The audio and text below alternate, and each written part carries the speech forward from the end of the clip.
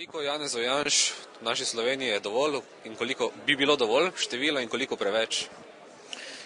Pa na to vprašanje zelo težko odgovoriti. V tem trenutku naj bi bilo 14 državljanov Republike Slovenije z imenom in priimkom Janez Janša. Sicer pa se lahko vsak državljan morda poistoveti s katerim od teh Janezov Janš v tej biografiji?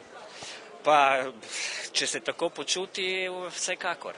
Sicer pa kaj je bistvo, kaj želite pokazati s to knjigo?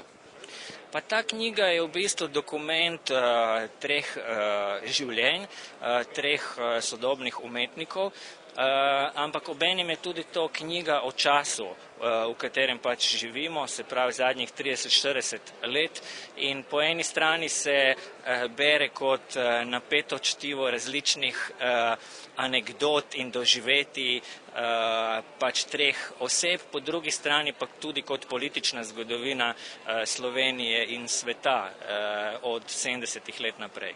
Pa če kar na kratko preletimo, ker zgleda, kot da bi bila prazna od znotraj, če lahko odprete in morda vidimo kakšne bistvene dele, kaj je tukaj videti? Pa videti je recimo od zgodnjega otroštva, pač družinske fotografije, odraščanje,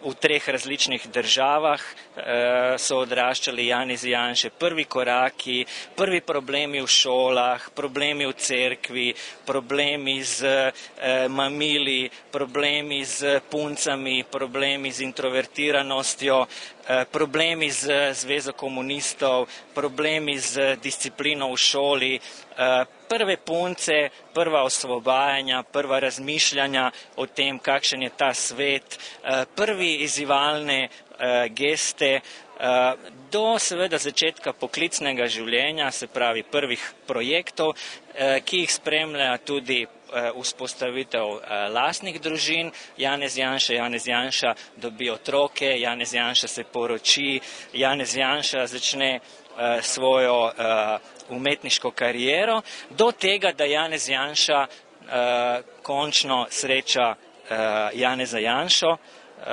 in to srečanje je seveda nepozabno.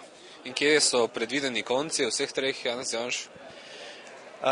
Pa jaz, Janez Janša, si želim, da bi živel približno še toliko, kolikor sem do zdaj živel. Takrat pa naj bi bil konec.